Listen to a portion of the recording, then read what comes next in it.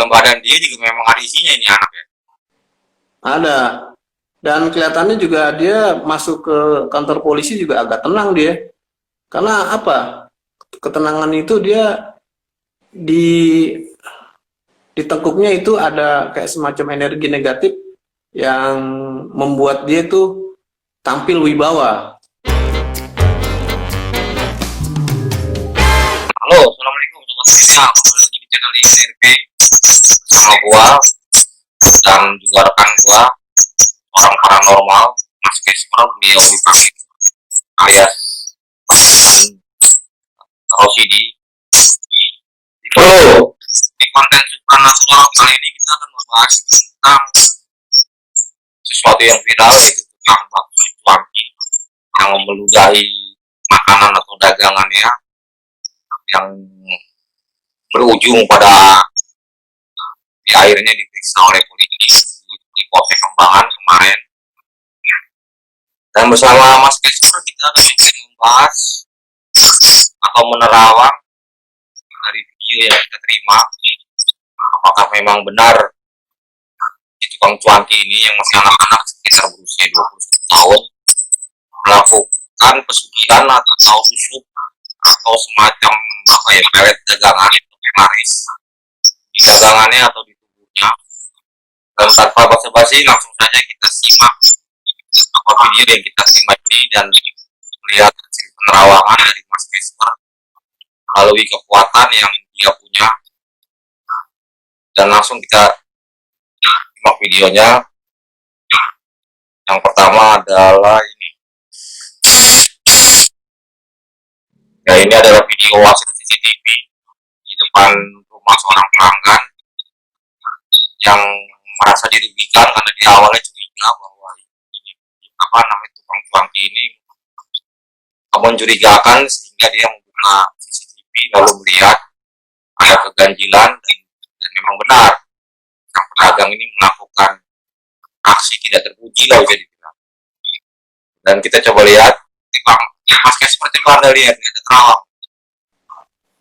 Ya, kelihatan sekali ya, Pak, energi negatif di abang tukang cuanki dan di dagangannya atau gerobaknya. Itu kelihatan sekali, terutama kita lihat dari badannya dulu ya.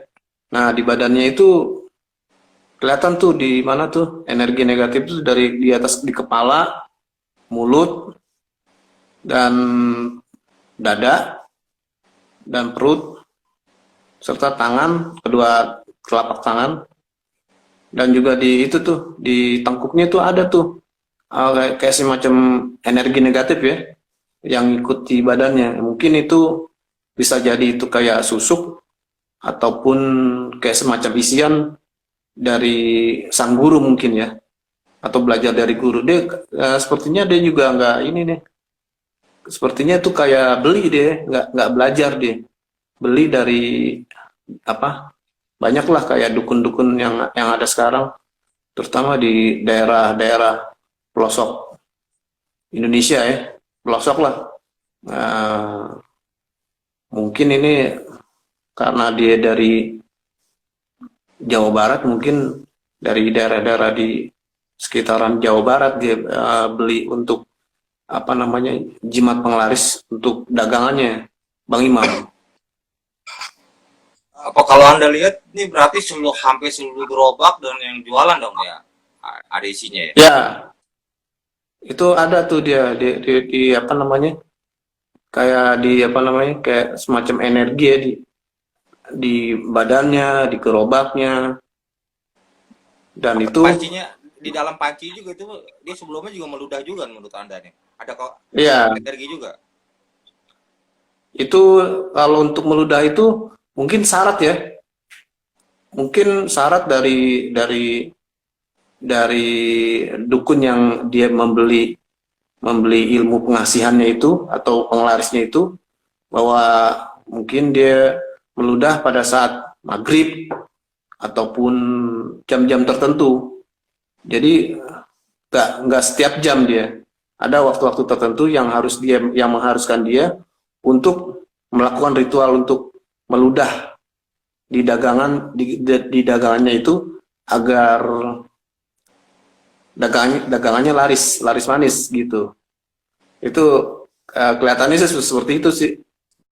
Oke, ini sekarang kita lihat coba apa video kedua ketika dia masuk ke dalam dipanggil polisi kemarin ya di Mapolsek apa Kembangan Jakarta Barat. Ini kita lihat, coba Anda terawang lagi. Dalam badan dia juga memang ada isinya ini anak ya. Ada. Dan kelihatannya juga dia masuk ke kantor polisi juga agak tenang dia. Karena apa? Ketenangan itu dia di tengkuknya itu ada kayak semacam energi negatif yang membuat dia tuh tampil wibawa. Gitu loh. Tampil wibawa dan berani gitu loh. Dengan apa namanya dengan orang-orang gitu loh. Tuh, dia tenang tuh, kan masuk ke kantor polisi dia tenang, nggak apa namanya tuh, Ini apa juga dia nggak merasa. apa juga dia dikawal sama gurunya dari jauh nih, Mas Kasper? Kalau dikawal mah enggak ya, mungkin emang dari pengaruh dari jimat yang diberikan gurunya itu ke dia, gitu. Ini kan semacam dia beli gitu loh, beli ilmu pengasihan itu dan dipasang di badannya gitu loh. Entah dipasang di badannya berupa jimat-jimat gitu dan jimat itu biasanya ada kodamnya gitu loh. Nah, dia agak tenang tuh masuk ke dalam kantor polisi. Nggak apa namanya? Nggak gerasa gerusu ya. Tenang dia masuk tuh. Kelihatan dia dari gesturnya tuh kelihatan tenang, nggak nggak mempunyai perasaan bersalah. Nah, karena apa di tengkuknya memang ada dia di badannya tuh banyak banget itu dia di nempel gitu loh, ngikut. Kelihatannya sih begitu sih, Bang Imam.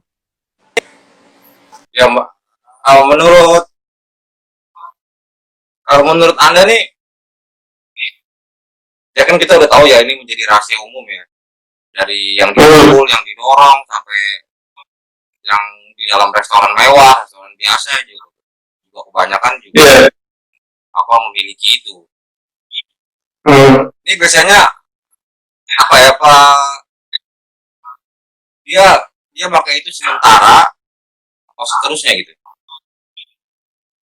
Biasanya kan ada jangka waktu tertentu yang program. Biasa kan kalau namanya jimat ini kan bisa diprogram. Jimat itu kan ada energi negatifnya berupa kodam itu. Biasanya dia diprogram tuh. Diprogram untuk apa? Misalkan diprogram untuk penglaris makanan. Nah, biasanya udah kerjanya energi negatif itu atau kodam ataupun sebutan jin itu untuk penglaris saja gitu loh, mendorong orang untuk membeli dagangannya. Itu terprogram seperti itu gitu setiap saat. Dan biasanya ada jangka waktunya tuh. Dia harus balik lagi ke gurunya karena ini kan belian kan. Istilahnya kayak belian dan bukan dia mengolah secara kebatinan atau tirakat. Dia nggak mengolah, sepertinya sih begitu. Dia belian dari orang pinter lah istilahnya untuk dia agar dagangannya itu laris. Oke. Biasanya begitu. Kan berapa tahun lalu sempat juga ada yang viral juga.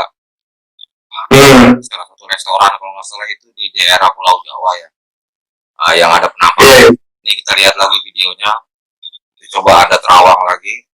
Apakah memang benar? Ini malah itu jelas tuh penampakannya dan itu juga pas dilakukan menjelang maghrib. Kita lihat videonya. Nah, ini jelas ini malah kelihatan. Kelihatan. Wah, itu jelas. Wah, ini lebih kenceng banget ini getarannya nih di restoran itu tuh. Gitu. Kenceng banget ini getarannya apa yang ditaruh energi negatif yang bisa dikatakan ini lebih mahal lah untuk pengelarisannya harganya ketimbang pedagang cuanki yang tadi. Iya. Lebih mahal ininya apa namanya isian untuk pengelarisan di restoran karena kan ini kan restoran kan gitu untuk mempengaruhi banyak orang ini kan dia tuh ini kenceng ini tuh getaran energi negatif ya maksudnya tuh apalagi kayak ada penampakan gitu kan. Oh, yang datang sih nggak sadar untuk bahwa itu ada kayak semacam penglaris. Karena kan ya itu dia tadi. Jadi penglaris ini bisa membalikan rasa yang awalnya nggak enak gitu ya, makanan bisa jadi enak gitu loh. Kayak semacam kita tuh dihipnotis gitu loh. Dan biasanya kalau makanan-makanan dari restoran seperti itu untuk dibawa ke rumah itu biasanya nggak enak. Itu banyak kejadian kayak gitu. Karena energi dari penglaris itu udah jauh dari restoran itu. Biasanya kayak gitu atau rumah makan itu banyak kejadian-kejadian kayak gitu.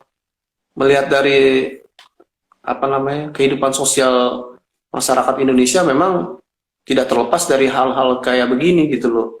Jangankan untuk usaha gitu ya, penglaris biasa kalau di kantor-kantor juga kantor-kantor pemerintahan biasanya ya main juga tuh. Buat Main jabatan, apa namanya? Iya, itu banyak sih apa jabatan, menanganin kasus-kasus kayak gini di kantor-kantor pemerintahan gitu.